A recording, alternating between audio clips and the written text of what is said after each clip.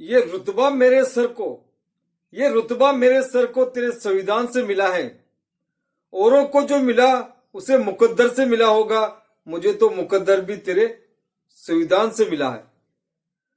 तो कहीं न कहीं ये मुकद्दर जो नीचे के तबके के लोग हैं, SC ST के लोग हैं, उनका ये मुकद्दर खिसकता जा रहा है।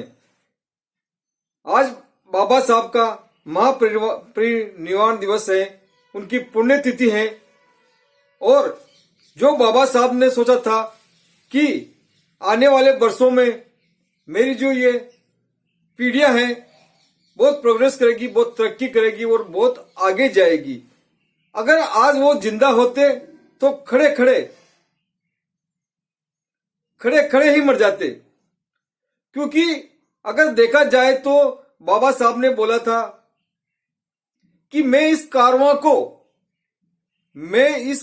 को यहां तक लेकर आया हूं और मेरे लोगों से, मेरे सेनापतियों से मैं कहता हूं कि इस कारवां को आप आगे नहीं बढ़ा सके तो कम से कम पीछे भी मत ले जाना। तो आपका कारवां कहां तक बढ़ा, आप लोग कहां तक आगे बढ़े? आप तो वापस उन्हीं चीजों की तरफ जा रहे हो जिन चीजों ने आपको पीछे धकेल के रखा है। अभी चुनावी माहौल था, मैं व्हाट्सएप स्टेटस सोशल मीडिया पर चेक कर रहा था, देख रहा था, तो जहां भारतीय जनता पार्टी जीती है वहां SC ST के लोगों को दबाया जा रहा है। वो सोशल मीडिया पर लिख रहे हैं, उनको डराया जा रहा है, धमकाया जा रहा है।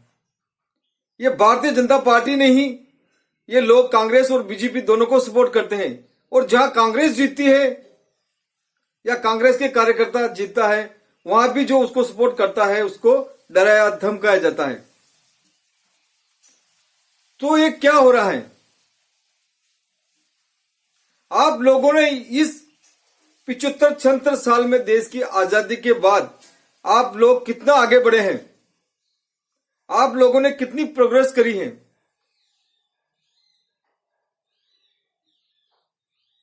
जाके देखिए, गांवों में लोगों के रहने के लिए मकान नहीं है, झोपड़ियां हैं, और झोपड़ियां भी नहीं है, एक छोटी सी त्रिपाल जो होता है ना, लोग उससे डालकर अपना जीवन यापन कर रहे हैं। सब लोग बाग बोलते हैं कि हमारी जनसंख्या इतनी है, हमारी जनसंख्या इतनी है, पर तुम्हारी जनसंख्या कितना है और तुम्हारा सरकार में योगदान कितना है, तुम्हारे प्रतिनिधि कितने हैं, तुम्हारे प्रतिनिधि है जो तुम्हारे बारे में कितना बोलते हैं।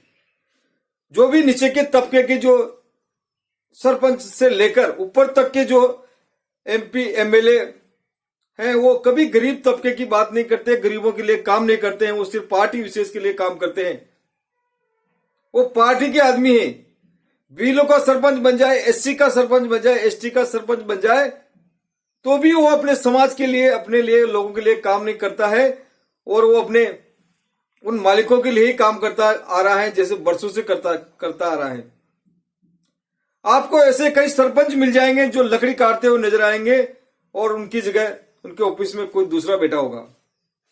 सरपंच ही नहीं, जो MLA होता है ना, उसको भी सिर्फ वो MLA बनकर रह जाता है।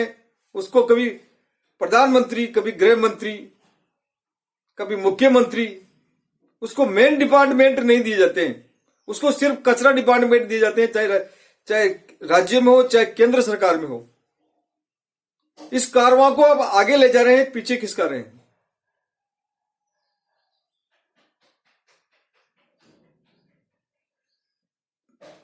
विधानसभा क्षेत्र में सबसे ज्यादा तादाद SC ST की होती है, फिर भी उनका एक प्रतिनिधि नहीं होता है विधानसभा में। विधानसभा हो चाहे कोई भी क्षेत्र हो, तो इस कारवां को आगे नहीं ले जा सकते, तो पीछे भी नहीं ले जा सकते। आने वाले समय में आपकी पीढ़ियां गुलाम होगी। अन्याय से लड़ते हुए अगर आपकी मौत हो जाती है ना, तो आने वाली पीढ़ियां उसका बदला लेती है और आपको आदर्श बनाकर आगे चलती हैं। और अन्याय का विरोध करने के बजाय उसको सहते हुए मर जाते हैं तो आने वाली पीढ़ियां आपकी गुलाम हो जाती है। यह बोला था बाबा साहब अंबेडकर साहब ने। जिसे अपने दुखों से मुक्ति चाहिए उसे लड़ना होगा, जिसे अपने दुखों से मुक्ति चाहिए उसे लड़ना होगा, और जिसे लड़ना होगा उसे पढ़ना होगा। क्योंकि अधूरे ज्ञान से आप लड़ने जाएंगे तो आपकी हार निश्चित है, कोई नहीं रोक सकता आपकी हार को। तो आपको पढ़ना होगा, लिखना होगा, आगे बढ़ना होगा, तभी जाकर आज महापरिनिर्वाण दिवस बाबा साहब अंबेडकर की जो पुण्यतिथि है, उस पुण्यतिथि है उस पर आपको अमल करना होगा कि हम लोग कहां तक पहुंचे हैं। तो लोगों को पढ़ने की जरूरत है। उन्होंने बाबा साहब ने बोला था शिक्षित बनो, संगठित रहो और संघर्ष करो। संघर्ष के बिना कोई चीज नहीं मिलती है। संघर्ष ही सबसे मोस्ट इंपोर्टेंट फैक्टर है। कोई चीजें भीख में नहीं मिलती, आसमान से नहीं टपकती, कोई योग संयोग से नहीं मिलती है। तो इस कारवां को पीछे नहीं खसकने दे, आगे बढ़े, प्रोग्रेस करें, तरक्की करें। जय हिंद, जय भारत।